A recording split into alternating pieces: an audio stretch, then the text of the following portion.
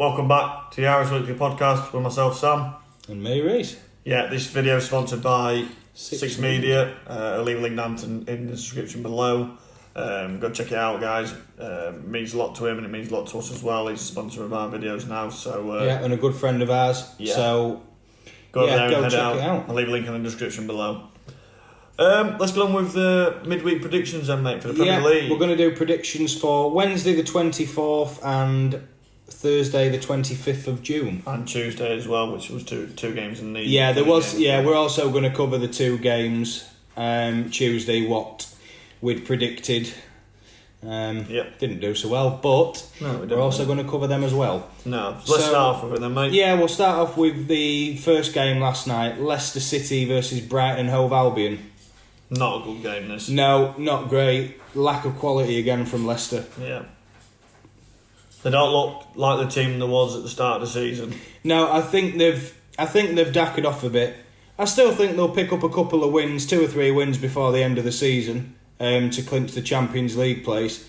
They deserve it, really. Yeah. On merit, they do deserve a place. They're playing a good football. Brendan Rodgers is a very good manager. I do think that it's kind of like what we've covered in other podcasts with Schalke. It's the same sort of thing. I know Leicester haven't been losing a lot of games, but it's a good job that their form was so good in the first half of the season to get them where they are now, because they've not been that great since the turn of Christmas, really. No, they haven't, mate. No, they haven't. I agree with what you're saying. Last night's performance, Leicester just... The thing is, Brighton missed a penalty as well. So that could have put Brighton 1-0 up and taken 3 points home, but good save from Kasper Schmeichel and... ended up finishing 0-0. Yeah, I mean, you went 2-0 Leicester on the predictor and I went 2-1 Leicester, so we both got that one wrong. To be honest, I thought there were going to be goals in this game. I was massively wrong. Wasn't a great game, really, but Brighton, another good point. Yeah. Getting 3 points against Arsenal at the weekend, picking up a good point away at Leicester. They've done exactly what they needed to do, because they wouldn't have expected to get 4 points from them 2 games. No, especially the Arsenal game as well. Yeah. Good result, mate. It was, mate. Very good result for Brighton in the end. Moving on to the second game of the night, last night, Tottenham Hotspur versus West Ham United. I watched a bit of this game. West Ham, again, they had chances, Sam. They had chances, and especially in the first half, they looked like they could do damage. But they just... I don't know, mate. There's something about West Ham this year. They're just lacking something, and I don't really... I mean, all right, they can't stop conceding goals, but they just look like they've got a lack of quality. And Haller wasn't playing again. Antonio had a couple of chances, especially in the first half. But as soon as that own goal goes in off Souček, I mean, it was so unfortunate the way it just hit him and went in. It's one of them you'll see on own goals and gaffes, do you know what I mean? It was a bit of a comedy mistake, although it wasn't really his fault. The ball just came to him so quick he didn't have time to react. But I mean, I watched a little bit of the game. I didn't watch all of it. I watched a bit, but West Ham just didn't look. No, they're lacking something. Really. They're definitely lacking something, Sam, and it's a bit of a shame, really, because West Ham are a sleeping giant of a football club. And excuse me, once the first goal goes in, it just looked like it completely deflated Tottenham, West Ham. Really, Harry Kane. Clean through on goal, scores the second.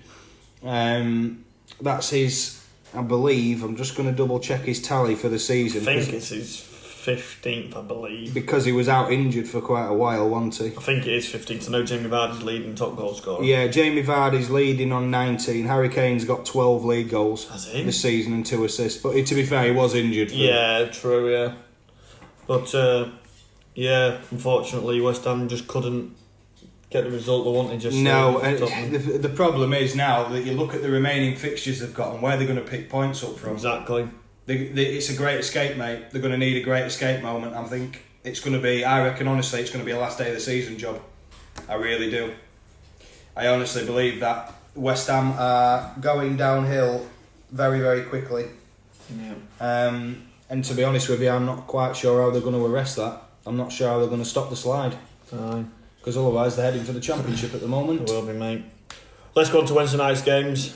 Manchester United versus Sheffield United, first game. Yeah, this. To be honest with you, Sam, this is a tough one for me to call this. I mean, you said a 2-0 win and I said a 1-1 draw, because I can see Sheffield United, after the results they've had, getting 1 point from 2 games, which will really disappoint Chris Wilder. I can't see him being that open when they go to Old Trafford. I think they'll play a lot, because obviously Basham getting sent off, Egan getting sent off, changed the game completely, because then they had to change the system from a back 3 to a back 2, and Sheffield United look so much better when they play a 3 at the back.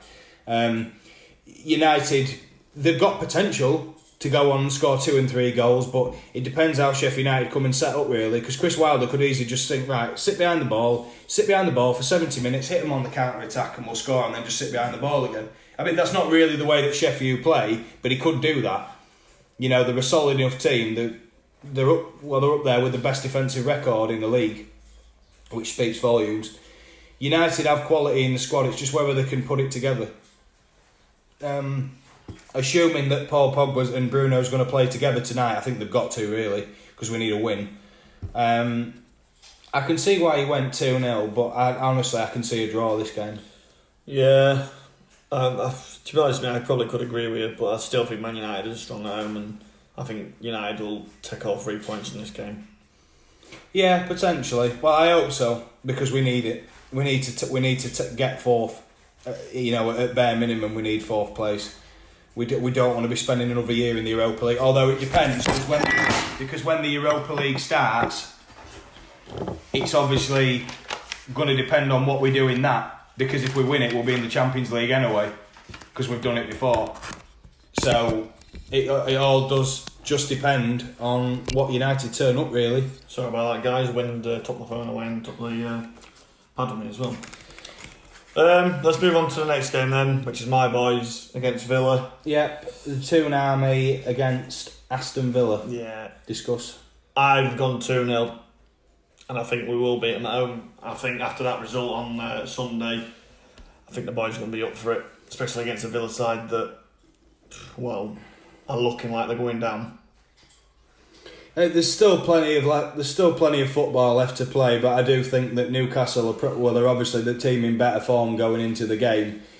Aston Villa, 1 point from 2 games. The Chelsea one you can understand, but Sheffield United at home, they really needed to win that game, because I don't think realistically they're expected to get anything at home to Chelsea. I think Newcastle, if they start well, it could be a 2 or 3-0. I mean, you went for a 2-0 and I said 1-0 Newcastle, because it depends.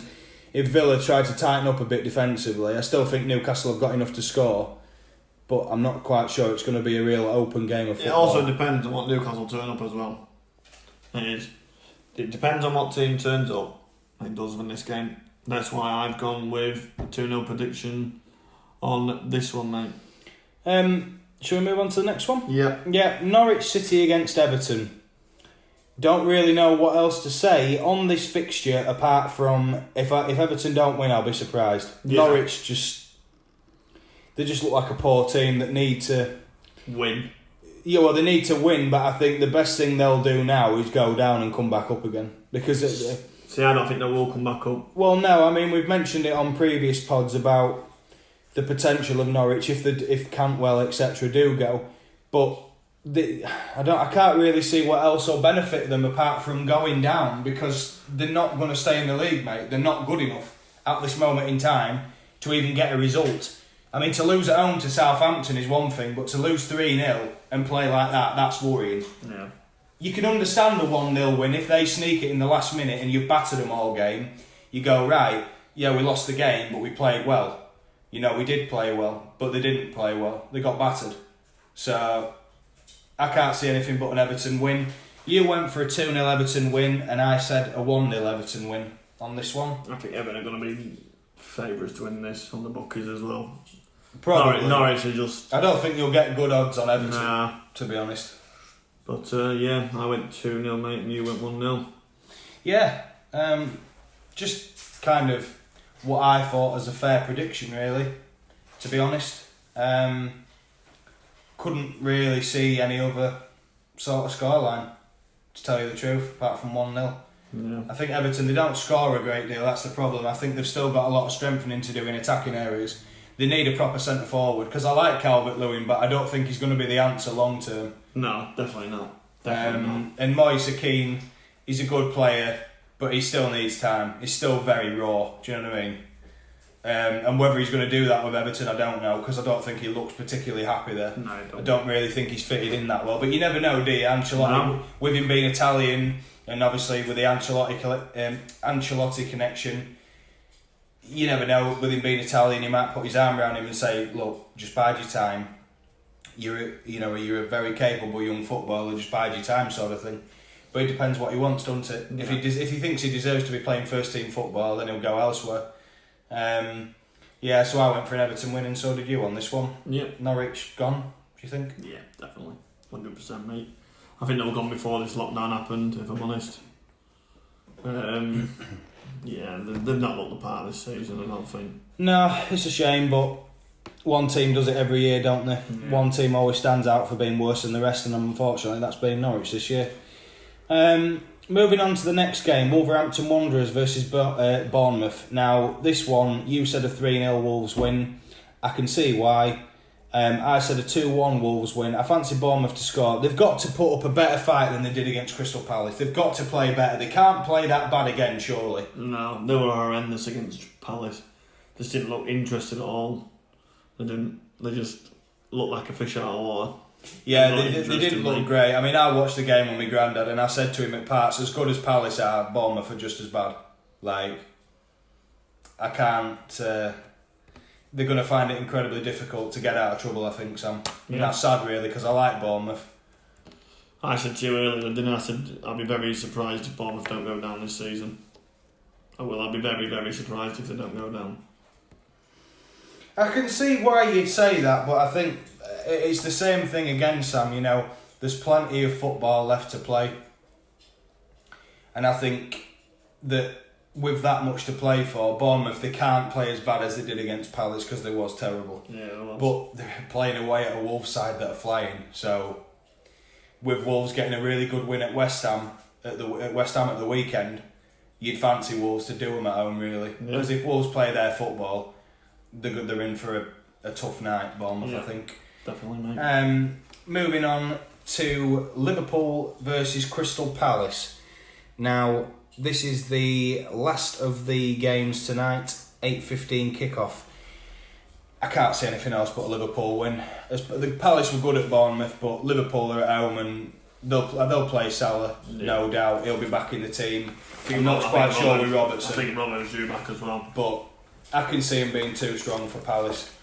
I think Roy Hodgson will be very defensive when he goes there, and I think that plays right into Liverpool's hands because they'll just have 90% of the ball. Yeah, they'll play it about and then they'll catch him on the counter attack with the pace they've got. Simple as. Something why I went 2-1 and you said... I said 2-0, you said 2-1. Yeah, I mean, it's because Palace, because they played well at Bournemouth and they look dangerous. When Ayew, Zaha, Townsend and people like this are on song, they are dangerous. They can cause teams problems. You know, they've had some good results against the big teams this year. And they're no pushovers, especially not under Roy Hodgson. They won't roll over for anybody. No. I fancy him to go there and give Liverpool a game, but I think Liverpool over 90 minutes, they'll just be too strong for him. Just rolls Royce over him. No. Yeah, pretty much. They'll just... I think, for the want of a bet, they'll steamroller him. Yeah. I think they'll just keep going and going until they score. And once they score, then Palace have to come out then. Yeah. Do you know what I mean? Palace have to come out and try and get a result. Floodgates will open and there you go. Yeah, I mean, I went 2-1 and you went 2-0, but it could be more. Yeah. To be honest, it just depends how Palace start. If Palace start well, they could get something. You never know. They're more than capable. Yeah, definitely. Because they're not bad defensively. We'll just have to see how that one plays out, but I do fancy a Liverpool win. Yeah, on to the first of the games on Thursday evening. The first one at 6 o'clock kickoff being Burnley versus Watford. Yeah. We looked at each other when we was doing the predictions beforehand and I said, well, what a game to try and call this is. Watford scrapping for survival, Burnley getting a right punch up at Man City. They got punched about. Oh yes, to be honest. Yeah. If that was a boxing fight, that would have been stopped in round 3. Yeah. Like they were taking too much. They just didn't. They didn't have enough chances. They didn't have enough of the ball. I looked at the possession stats, and Manchester City in a 10-minute period in the game had 90% of the ball. Mad, innit? 90% of the ball. That's like the other team barely touching it, Sam. Yeah. In 10 minutes. It's embarrassing. I mean, I know, look, you've got to play a certain way when you go to these teams, because if you play openly, they'll batter you. But at the same time, come and have a bloody go. Do you know what I mean? Like, Christ almighty. I mean, what good is it just sitting behind the ball and doing that? It's no good to me. No, I agree with what you're saying, mate. It's not good enough. It's not. And you can tell Sean Dyche was disappointed as well. Yeah. You can tell he was disappointed with getting tonked 5-0. Like, you know, City were good, but Burnley, they just didn't try. I don't think they never looked like scoring a goal. I mean, as I said to you beforehand, in the first 20 minutes, half an hour, they looked alright. But once City scored that first goal, and literally the floodgates opened, like, you know, they had too much of the ball, they was giving them too much space. It just reminded me of a proper training match where it was attack versus defence, because City are always going to have the majority of the ball, and they really looked like they could put literally 5 or 6 past Burnley. Especially the quality that Man City have got as well. Yeah, of course, it's always going to play a part, mate. When you've got quality players to come in like Phil Foden. Yeah. Do you know what I mean? Like, the kid's one of the best young talents in English football, and he barely plays. And I think Guardiola's starting to give him a bit more of a chance now, but at the same time, I worry for Watford. Yeah, I think they've got to bring some signings in next season to stay up. Well, this is the point, isn't it? What on earth is going to happen to that squad if they go down? I mean, they ain't got no Nigel Pearson. No. Because he's going at the end of the season. Well, this is what worries me. What on earth is going to happen to that football club? Because if they go down from the Premier League, the Pozzo family, as bad as they are, and I don't like them as owners, but they've pumped a lot of money into that football club, and you think, well, if they go down, if that family pulls out, they're in big trouble. Yeah. Because that's been the source of their money since they first got promoted. And the season, you know, when they got to the playoff final and got beat by Palace, when Deeney scored that goal against Leicester in the playoffs. Since then, the Pozzos have been in charge of Watford, and it's been, well, to say a roller coaster has been a bit of an understatement, really. Yeah, I agree with you, mate. I've said 1-1 for this game, and you've said 1-0 Burnley. It's one of them games where you can't really call, really. Anyone can beat anyone in that one. Yeah, potentially. Good. Definitely, potentially. Next of the 6 o'clock kickoffs, the last one at 6 o'clock, Southampton versus Arsenal. What on earth is going to happen for Arsenal? They've got to turn up. What on earth is going on? They have to turn up this game. What's going on at that football club, Sam? What is going on at that football club? Everything. They've just got no direction at all, haven't they? They've got no direction. They make the wrong decisions, giving Louise another contract but not sorting Aubameyang's out. What's all that about? Yeah. It just reminded me of what they did. You know, the whole thing started from when I really started to laugh at Arsenal was when they offered 40 million and a penny for Luis Suarez. That's when I thought that's a joke of a club. The way they're being run now is a joke. I blame the owners, mate. David Dean definitely wouldn't have done business like that, I can assure you. I blame Stan Kroenke, Josh Kroenke, Ivan Gazidis. What are they doing? What are they doing at that football club? Tell me. They haven't got a clue how to run the football club, I'm telling you now. Well, they don't know football. No. They've got no background in football whatsoever. They don't know anything about it. All they're doing, literally, is a money tree. And they're not even doing much of that either. Stan Kroenke, he's got his own basketball, he's got his own baseball team over in America, mate. So he clearly doesn't give two tosses about Arsenal. But we've listened to Arsenal Fan TV many a time, Sam, and they mention the fact that Kroenke is never there. He isn't. He doesn't even go watch. It's like the Glazers with United. They never go anymore because they hate him. Everybody hates the Glazers. They get trapped. They get terrorised. Yeah, they get slated. And, you know, I mean, look, in one way I can understand why they don't turn up, but you're the face of the club. You're the face of the football club. You're not giving them any money, really, to spend. You know, I mean, I just worry for Arsenal fans, I think, watching that shit every week. Must be depressing. I mean, we've seen enough at United over the last 7 years, but I tell you something, mate. I don't know, mate. It's hard to put into words because it almost annoys me what's going on at Arsenal. Because I'm thinking that football club should not be how they are now. They shouldn't have been allowed to get like that. I mean, they needed a striker, and fair play to them, because they've got Aubameyang and Lacazette. But they're the only two that seem to be... Yeah, but what have they done since then? They've done nothing. They've done nothing. They're going to struggle to get... They're going to struggle to get Europa League this season, I believe. Yeah, and what? And it's going to absolute be the farce, mate. It'll be the first time in 32 years since Arsenal have been in the Europa League. And the Europa League Cups. Well, I mean, when I was growing up, it was always United and Arsenal, and then Chelsea come on the scene. But they were the two best teams in the land, and you look at Arsenal now, bloody hell, they were that top, and they're looking to scrape top 8. Yeah. I mean, how bad do you have to be, Sam? How bad do you have to be to not Arsenal Football Club not even scraping a Europa League spot? I mean, we'll just quickly look at the table. Arsenal are fucking 10th, mate. Arsenal Football Club are 10th. And how many points are they near the Europa League spot? The 6 off it. Man United are on 46 points and Arsenal are on 40 with a 0 goal difference. And how many points? Newcastle above? Arsenal Football Club 0 goal difference. Yeah. 41 scored, 41 conceded. It's a joke, mate. And how many points are Newcastle behind them? I think it's only like 4 or something. Newcastle are 2 points behind Arsenal. Newcastle are in 13th on 38 points. Arsenal are 10th on 40. Just goes to show, mate, doesn't it? Just goes to show what is going on at that football club. Oh, I'll tell you, it goes to show how bloody piss poor they are. Yeah. I mean, the people you feel for is the Arsenal fans because they pay more than anybody to watch. I mean, I think they're the most. Arsenal is the most. They are the most expensive tickets.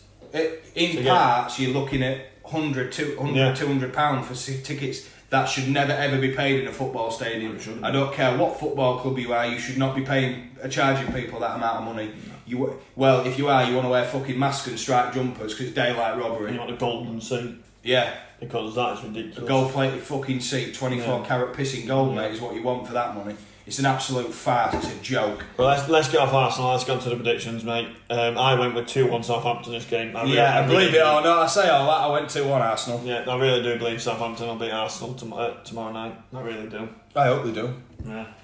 I hope they do, and I'll tell you why. Because I actually hope that they do something about it. I actually hope that they attempt to try and change something. Because Arteta, mate, he looks like he's working with his hands tied behind his bloody back. Good manager as well, mate. I think he's got to prove a lot, Sam. Like, let's have it right. If you're going to be called a good manager in the Premier League, you need to prove a lot more than what he's doing now. He's learned from the best. Yeah. In Pep. Yeah, but how far is that going to get him? You know? How far can that realistically get Mikel Arteta? I mean, they took a chance with him, so now they've got to stick with him and give him money. Anyway, let's get off Arsenal. Let's go on to the last game, which is Chelsea versus Manchester City. What's your thoughts on this one? City need to win. It'd be nice if City did win, so Chelsea don't gain another point or 3 points. It'd be nice. We United chasing them. Obviously, United playing tonight. If they win, if United win, we can go within 2 points of Chelsea. There's 38 games in the season, and after tonight's game, there'll be 7 games left. Jesus. So 21 points to play for, 2 behind if Chelsea lose to City tomorrow. Well, if we win, we'll be 2 points behind anyway, but obviously depending what happens on the Thursday night game. I'd like to see City win, really. For a number of reasons, really. I'd like them to win because I want United to get 4th, but I'd also like City to put the points tally down a bit to what Liverpool could win it by. Because, if it was 25 points, I think, at one stage. 25 points, and now it's down to 20. And if City win tomorrow night, it's down to 17. Depends on what happens with Liverpool. Yeah, but you know what I mean. But can you really see Liverpool losing to Palace at home? Well, you never know, do you? Probably not, no. But you never know. I mean, the gap, it's 20 points at the minute, the gap. Ugh, God. To be honest, I think City are a bit too... I think they'll be a bit too strong for Chelsea at the minute, although it looks Aguero's probably not going to play. Yeah, Aguero's out for the rest of the season. Yeah, which is a big miss. I mean, Jesus is a good replacement, but he's not the same sort of class as Aguero. I think this all hinges on the midfield. I think if City can get a grips early on, if De Bruyne plays, obviously Fernandinho is probably going to play at the back. So you'd imagine that Rodri, Gundogan and maybe De Bruyne are going to play in centre midfield or David Silva. What, you reckon Gundogan will start with David Silva? It depends how Pep wants to play. We've seen Pep do it many a time. Yeah, true. David Silva hasn't played as much as he has in other seasons. Pep, seems to kind of favour rotation, to give his players, which is understandable. He's trying to keep everybody happy. At the end of the day, David Silva's leaving, mate, and he's going to retire. He's going to go away a City legend anyway, no matter what happens. Oh, yeah.